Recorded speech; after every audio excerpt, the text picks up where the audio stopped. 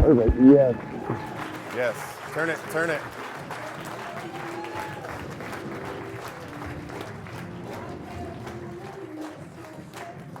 Yes. Yes. You guys wanted to dance, huh? Yeah.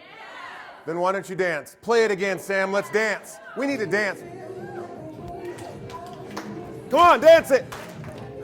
If you don't dance, you look really lame.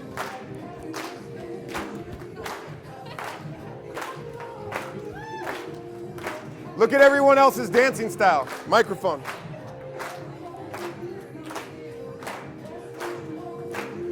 All right, all right.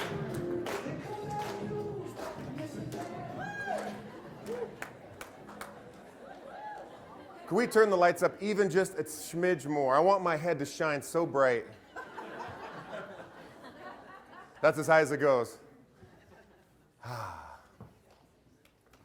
What a privilege.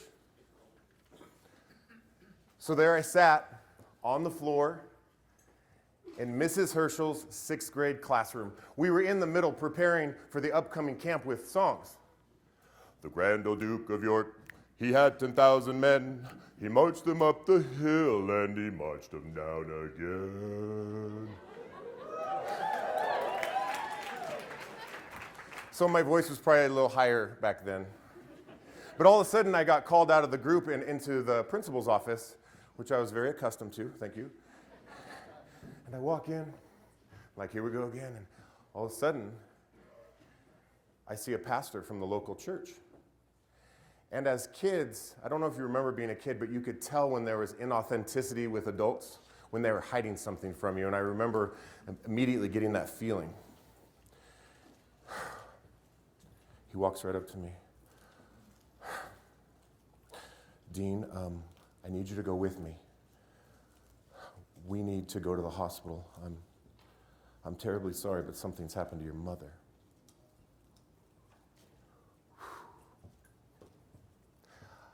I wonder sometimes if that feeling I get when I say that ever will go away, and it never seems to go away. See, up until this point in my life, at 12 years old, my mom had been married 4 times. And there was boyfriends in between the husbands, and we'd moved over 20 times because of all this interestingness. So I was always, thank you, I choose my words wisely. So we're always getting used to transition, always getting used to new houses, always trying to make new friends, getting used to new schools. Well, welcome to class, boys and girls. We have a new student today, and I hope that you'll be real nice to him. Would you like to say something, Dean? What's up? And I always thought that was going to make me have friends. But it doesn't. It makes you get made fun of. So I was getting used to that. But with all the uncertainty, there was something that I could put all of my faith into, all of my hope into, all of my love into, and that was my mama. I love my mommy.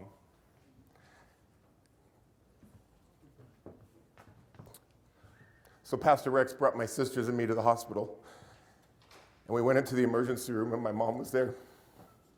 She was laying in the bed, and she had bandages around her head, and she was connected to the and the toot-toot, toot-toot, toot-toot. And I did what I had seen kids do in movies and on TV, and I put my hands on my mom's cold arm, and I cried out to a God I didn't know yet. And I begged and I pleaded. I said, God, I'll do anything. I'll do anything. I'll be a good boy. I'll start doing my homework. I'll stop goofing around. Please don't let my mommy die. What had happened earlier that day was my 4th stepdad, Bob, who'd been my stepdad for about 2 years, and my mom, they got into this horrible argument. And in a fit of rage, Bob walks down the hall, goes into my room, opens my closet, and grabs the Christmas present I'd just gotten 2 months earlier, which was a baseball bat. And he walks back down to where my mom was. And so while my classmates were getting out of 5th period, I watched my mom take her last breath of life. I'll tell you a miracle that happened, though, is that pastor of that church fell in love with that little grieving boy and adopted me into his family. And that is one of the coolest things I wish I could spend the rest of the day telling you about, because I feel like in so many ways he saved my life, Pastor Rex. So I went from being this wild and crazy kid to all of a sudden this wild and crazy pastor's kid. Yes. Famous Dave was up here. He started us off, and you get this recurring theme. The secret to your success is your... Oh, don't get the answer wrong. It's problems. You were right. Just one guy over here. The secret to success is your problems, right? So today, in our time, just our little time together, you'll learn how to specifically transform your greatest challenges and tribulations into your greatest successes and assets. Is that fair? If you're with me, let me hear you say, I'm here! I'm here! Okay, I've always wanted to do this one. This is totally selfish. If you're here, let me hear you say, ho! Ho! Yes! All right, thank you. Okay.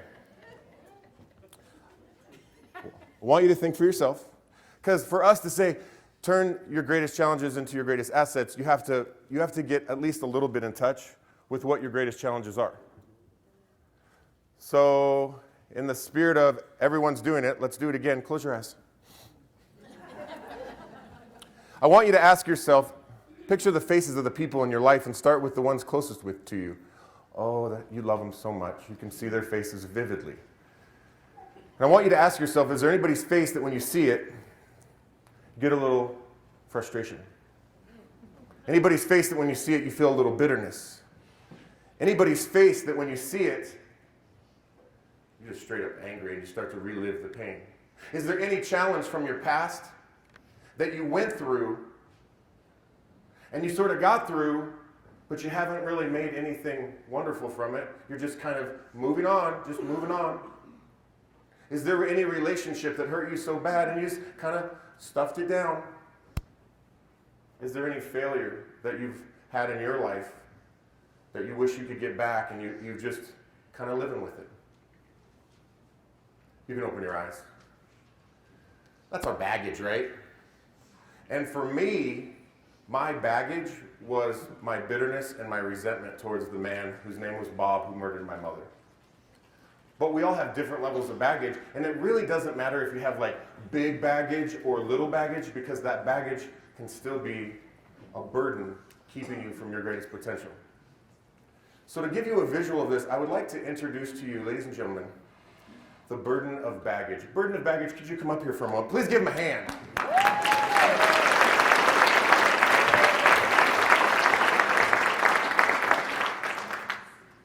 So remember, what we're talking about is the issue. You went through something and you're kind of just getting by. Okay, this is the burden of baggage. Burden of baggage, do what you do. Oh, okay. Hey, I'm good. Hey, here we go.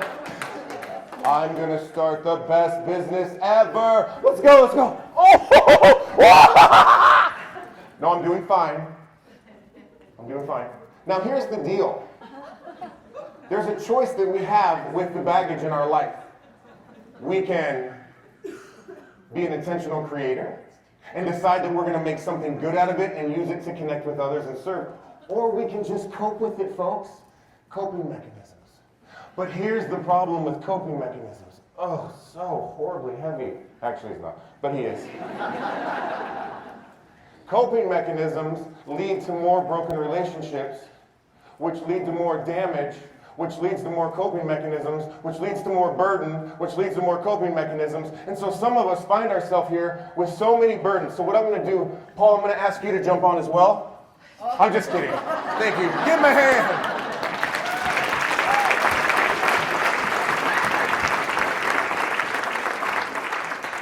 So pretty soon we've got him and we've got Paul, and we're just going to keep trudging through life, and we want to make the biggest difference, and we want to serve. But here's the secret. Shh, listen. You know this intuitively, but I'm going to remind you. When you don't productively deal with your baggage, you diminish your ability to connect and to serve and to influence and to leave a legacy on this earth. Can I get a hallelujah, brother? Hallelujah! Business people of America, here's the deal. You know that connecting with people is at the heart of your business because you want to understand. You want to motivate. You want to help people. And you want to give the very best of yourself. And also, you also want to get the most from them and you want them to buy what you're selling. Right? But here's the deal.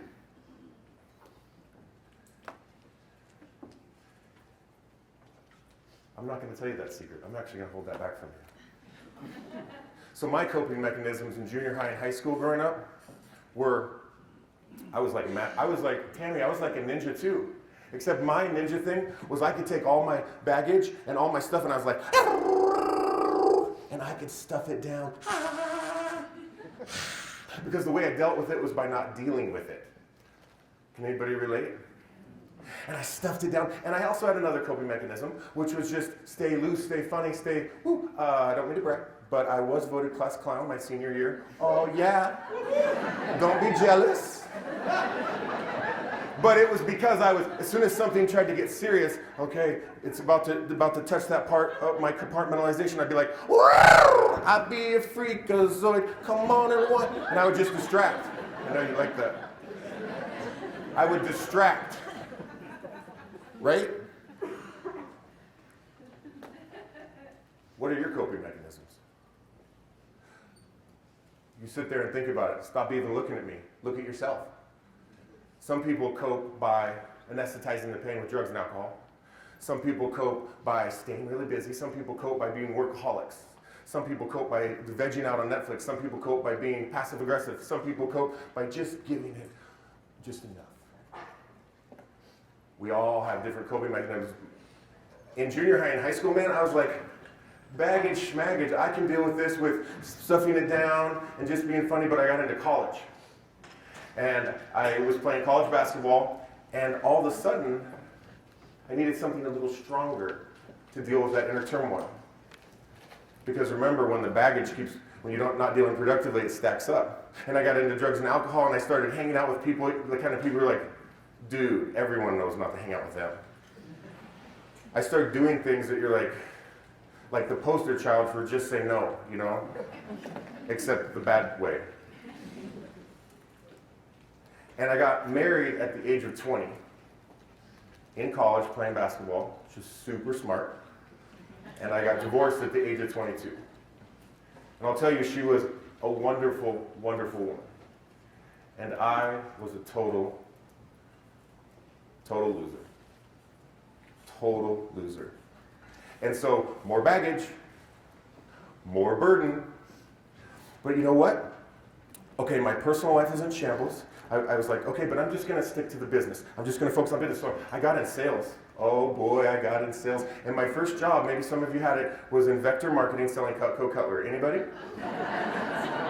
Door-to-door salesman. And what I discovered, all you have to do to sell a lot is just conjure up a lot of passion. Woohoo! Mrs. Bunnell, can I call you Tammy? Oh yeah, girl, I got the patented double D edge with a lifetime warranty. You're only gonna need one pair of knives for the rest of your life. Let's do it, here's the contract. And I sold more knives than everybody. And then I got a job in the farmlands of Spokane selling huge buildings. Well, $20,000 buildings. You get 1 hour, and I learned the value of strategic conversations and overcoming objections. And I knew just what to ask to trap them. I hear you, sir. I see that you don't want to buy. You hate my guts and you think my buildings suck. But I want you to just consider one thing.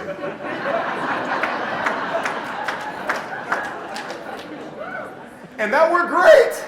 I made so much in a few months that I retired for a year because, again, I was a smart guy. And then I got into pharmaceutical sales. Did he sell drugs? Yes, he did. And so it's a different type of sell now. takes relationship. And I'm bringing all that passion and I'm bringing all that strategic.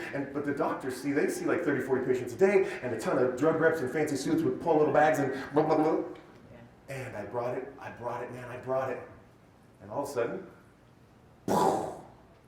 I hit a wall. Because all of a sudden I looked just like every single other person that came in the room. It wasn't working. And so now my personal life is, my business life is, oh my gosh. I'm experiencing I'm like almost like performance improvement plan. My boss is like, we're a little concerned. We thought you had more potential. I'm like, oh my gosh. And it was at that point that I realized, sometimes they say you have to get to the very bottom before you look up. You hope to not get to that place, right? But ultimately, here's what I realized. I was sick and tired of being sick and tired. And I decided that I could either be bitter or I could be better. That's fun to say. I want you to say it. Say, I can be bitter or I can be better. I can be bitter or I can be better. And if I was in more of a spiritual setting, I would tell you about the spiritual aspects of my journey that I'm about to give you. I would tell you about how I feel that God completely helped me with the things I'm about to tell. But in this environment, with entrepreneurs, I'm going to focus on the personal development side. But here's the deal. You ever just have that moment where you're like, dang it, I need something different. And I realized I had to start asking a different question. Like the burden's on my back. I'm like, it's like, this is the life I have. And I've been asking questions like, why me? How come? Why? It could have been, why? And all of a sudden I'm like, okay, fine, this is my life. I don't like a lot of it. But what can I do with this life I have? How can I possibly make a difference in this world? I made a choice. And for me, when I sat with that, I realized that at the very beginning of that choice, like the first step in my process was going to need to be forgiveness.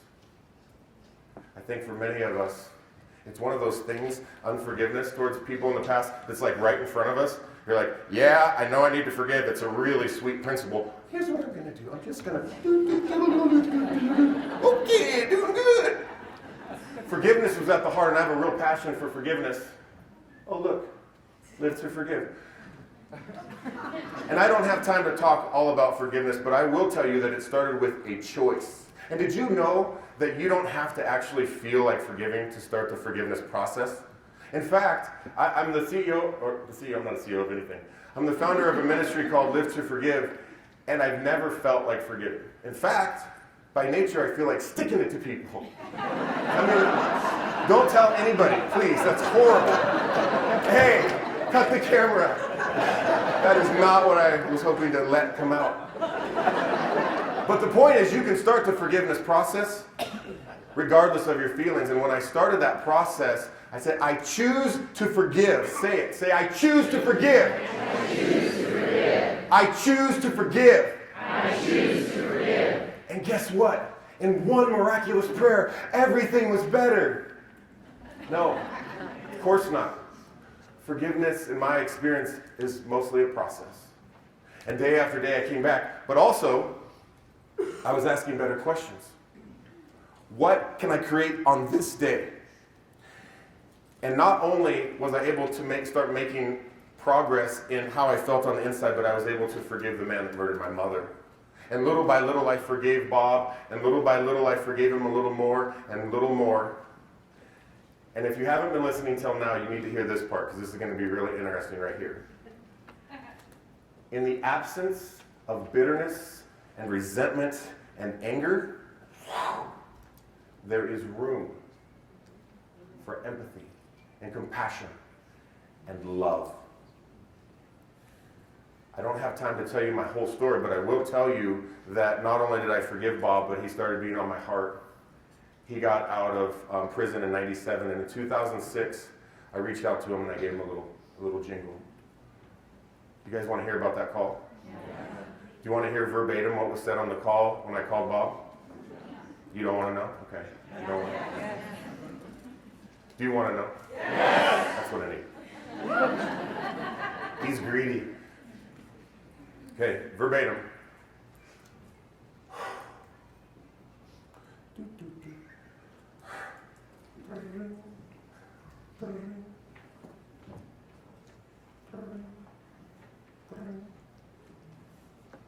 Hello?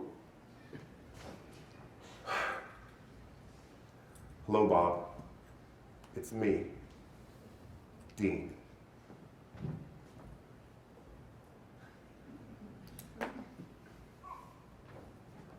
Bob, the reason I'm calling you is because I want you to know that I've completely forgiven you for what happened. And as you probably heard, I wanted to kill you for a lot of years. It's a funny little fact. But I want you to know that through spiritual and personal development journey, I believe that God helped me to completely forgive you. And I know this is going to sound crazy, but I believe that you haven't forgiven yourself. And if you would let me, I would love to help you in that process so that you can feel as free as I feel.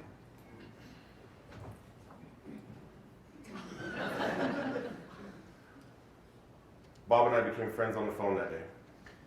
That's a crazy thing. Every time I say that, I feel like there's a part of me over here going, what? That is crazy that I get to be the one that says that. It's weird. And we became friends on the phone, and all of a sudden I'm starting to share this with people in my life. I'm like, hey, I called Bob. Who's that? Man, I remember him. What?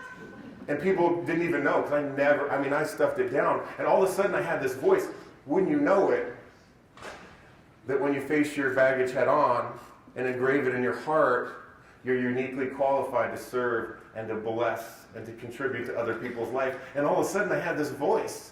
And I didn't know that this baggage I'd been carrying around that led to all these coping mechanisms was actually my greatest asset. To help people, to have fulfillment in life, because when you help people, you feel fulfilled. Am I right? Yes. Thanks, Paul. There's no greater example than a young lady I talked to yesterday. I'm eating lunch with her and her mom. And here's her story. She gave me permission to share this. She just got released from jail. She was there for 77 days. And she's out, she's here, she's awesome. And if you got a chance to talk to her, you'd be like, you're the greatest! And she's also going to be going back to jail for a couple months because of a drug addiction that ravaged several aspects of her life. And her children were taken away, and it's just this heartbreaking story. And I'm like, how is she handling this? And I asked her, after you get out of jail, the second string, and after 60 days, what are you going to do? What's your passion? And she answered so fast. She's like, I'm going back to prison to talk to those ladies. I'm like, what? She said when they would come in and talk to us, it was academic types, and they would try to tell us what to do, and they couldn't understand us. I'm going to go in there, and I'm going to say, ladies, I've been there, I've done that, and here's what you need to do. Dude, that's engraving your experience on your heart. That's looking your baggage in the eye and deciding to do something good with it. Am I right? Yeah, that's awesome.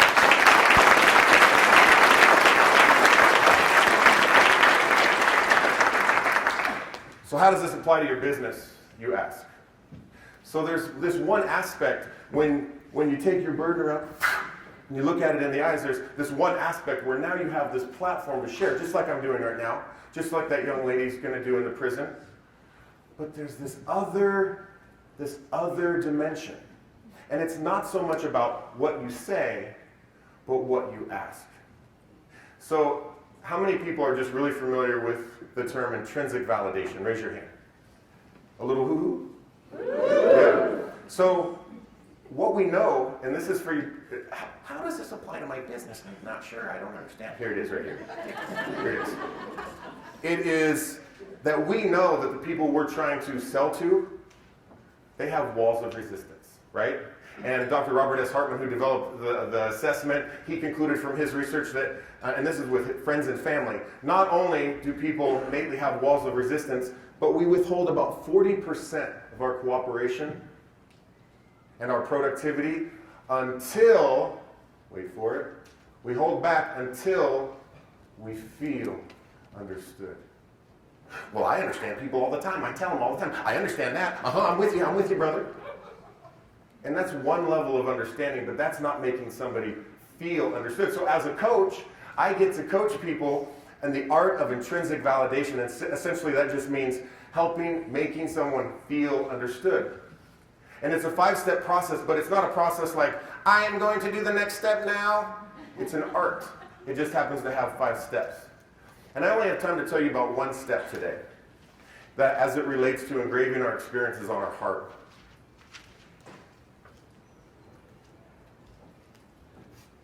Burden, baggage, could you come back up here, please? See, when we engrave our experiences on our heart, and we look our baggage in the eyes, it's kind of like, instead of behind us burdening us, it's kind of like all of a sudden we're like this. And when we're talking to people we're trying to sell to, we want them to feel understood, so the walls come down and we get that reserve of productivity and cooperation. But when we utilize our experiences, our greatest challenges, what's that? And our real estate prospective client, they're telling us about how they lost their house. They're telling us about how 2008 to 2012 destroyed their lives. And you realize you're not hiding anymore. You're looking at your own experiences, and you realize, oh my gosh, I lost my rental properties, and you had your own struggles. And in that moment, it's not about what you say, but it's that empathetic question.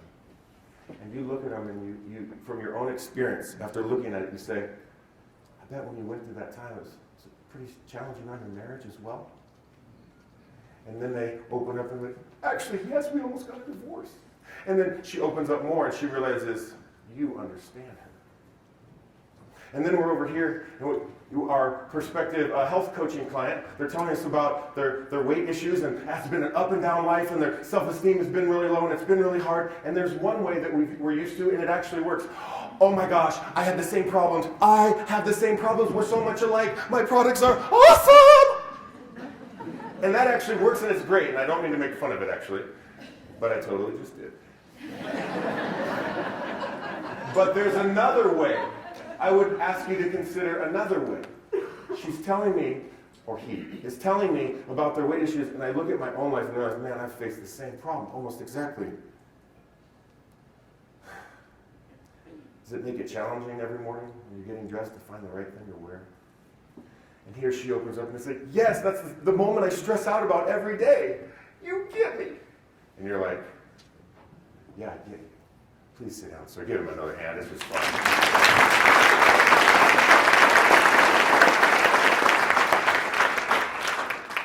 So I began to implement some of these strategies of empathetic questions and the other steps of intrinsic validation, and all of a sudden I started to kind of stick out in the pharmaceutical world. And I would walk up to the busy doctor, and he'd be like this, and I'd be like, doctor. Yeah, Dean, go ahead and give me your spiel. Go ahead. Doctor. Yeah. What? Yeah. And I remember what it was like when I was busy and someone was trying to talk to me. And I remember that I just wanted them to go away. And so I'm like this in that moment, and I'm like, hey, I can see that you're really busy right now, and so I'm going to let you be. And next time I'm here, I'll just give you 2 pearls to help your patients. Can I get you some coffee or something? Are you okay? He's like, well, now I want to hear what you have to say. And I'm like, oh, you better beg for it then.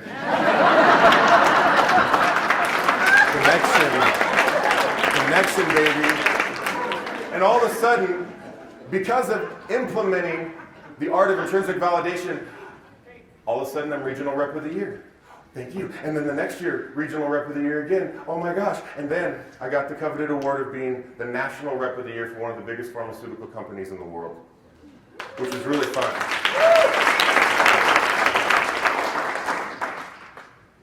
The cool part is when the trainers followed me around, and it's not like I discarded, the sales process is good, right? It's not a bad thing to follow a sales process, but what they couldn't understand is they were having a hard time teaching, but we can learn it in here because we're hungry, is like how to be human inside of the sales process. Doctor, as you can see, we have, and it's like, no. All of a sudden you start to see like they're human just like us. And it was valuable. I have to tell you this.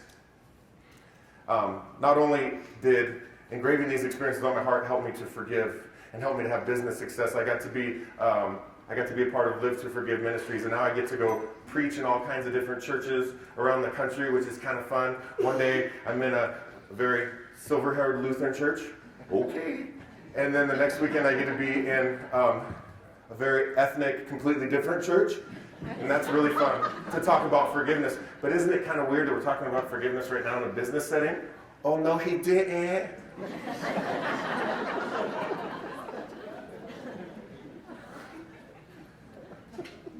I'm sorry.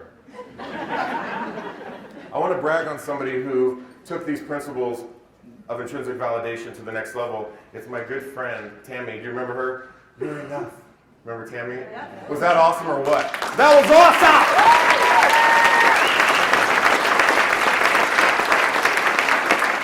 So she gave me permission, just so, like, if we ever coach together, is he going to talk about me on stage? Only with your permission. So here's the deal.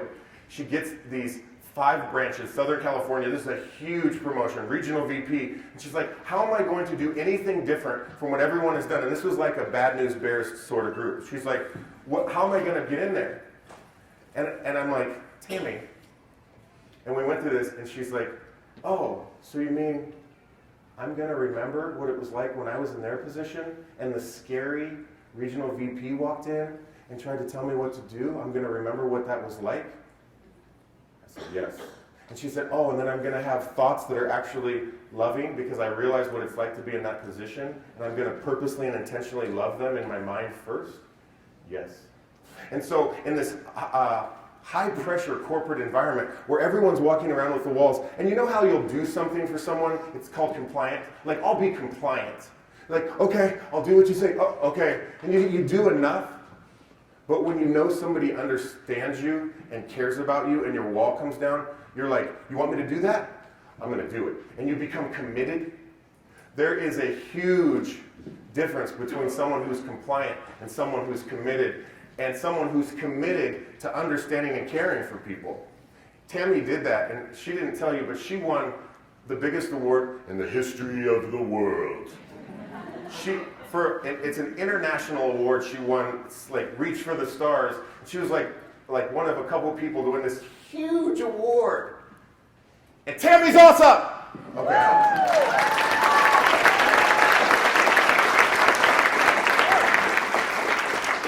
But how can you apply this in your everyday life? I get home at the end of the day, and I'm just like, dude, you know how you just want to go to your cave when you get home? And I walk in, and my wife is there. She's been home all day all alone. And she wants to tell me every detail about her day. And I do mean every single last little detail about her day. And I'm like, okay. And I'm sitting down. I'm like, all right, honey. And she's like, oh my gosh. And she's talking. And if the inside could speak just for a minute, just the knee-jerk response, I'm like, why, woman, why? But I catch myself,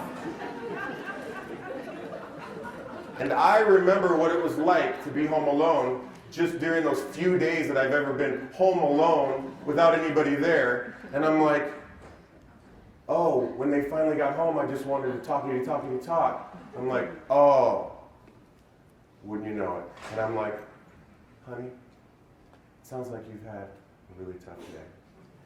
And she's like, oh, honey, you understand me. You're the greatest husband in the world. I do declare. Some of this was dramatization, perhaps.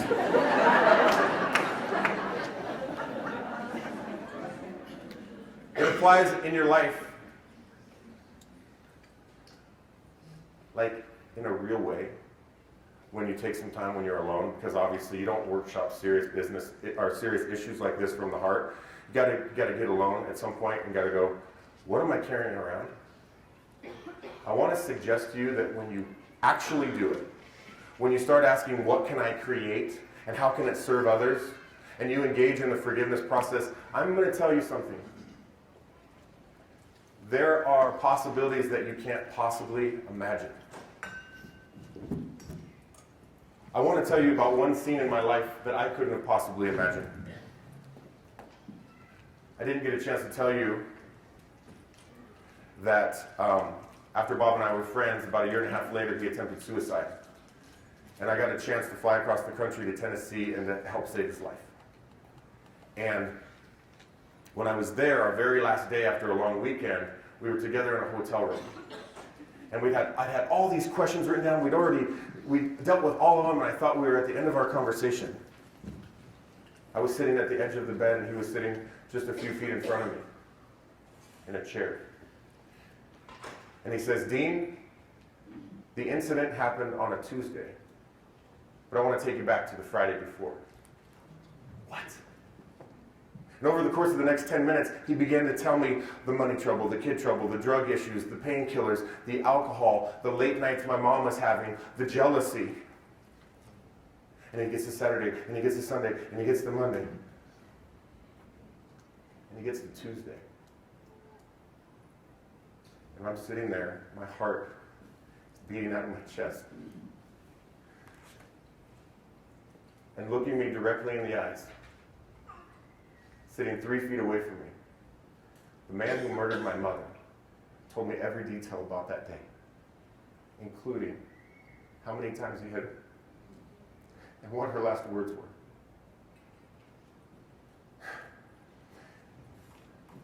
And if you got inside my mind, I'm like crying out to God, honestly. What do I do? What do I say? What do I think? Right? And I'm going to tell you that something happened. I found myself in this moment where, like, it happened quick, but it's like I was transported back to that day when I'm in the hospital room with my hands on my mom's arm. And I'm remembering the coping mechanisms and the stuffing it down and the just trying to distract. And then I remember the college years and the drug and the alcohol and the failed relationships and the guilt that came with it and the more baggage and the more burden and the more baggage and the more burden and trying to get by in my sales career and then finally making a choice that I could be bitter or I could be better. What the heck am I going to do to make something good come out of this? And the process of forgiveness. And I find myself in front of this guy telling me these horrible things. And I hated every word that he said. But I knew in the absence of bitterness, in the absence of anger, in the absence of resentment, there's room for empathy and compassion and love. And I helped him out of his chair. And I told him I loved him. I didn't love him for what he did. I just simply loved him because I loved him. And that is something that if you would have told me just a few years before was going to happen, I'd say, you're crazy, dude. I want you to look at your life. It's hard to try to get somebody to imagine what you can't possibly imagine till you cross that bridge. But I want to encourage you today that if you seriously, for real, take the experiences that have set you back, your greatest challenges, your greatest setbacks, and ask the question, like for real, like what the heck can I do to make something positive? Like that young woman I talked to yesterday, it may be that you share your message. People want to hear. You might be in your own prison or have been in your own prison and you were set free. And now maybe it's time for you to go set the captives free too. People who are depressed, you were depressed. People who've been through divorce, you know what it's like to go through relationship troubles. Have a voice. You don't always have to talk about business, yo. And then realize that you've got your greatest asset. To have empathy, and instead of just telling your story all the time, genuinely and authentically think of that question that helps them feel understood and to give more of yourself. That's what Tammy did at her company. She broke the script. There's this, hi, how are you? I'm good. How are you? I'm great. How's your business? What do you do? Health good. Real estate? Okay. But what happens when you break the script and say, wait a minute, you touched on something right there. Wait, go back. No, it's not my turn yet. You mentioned that you had a setback in 99. What was that about? And all of a sudden they're like, oh, you care. I want to encourage you today. I want you to say one thing again. I want you to say, I choose to forgive. I choose to forgive. I choose to look at my baggage. I choose to look at my baggage. I choose to be an intentional creator. I choose to be an intentional creator. Thank you. God bless.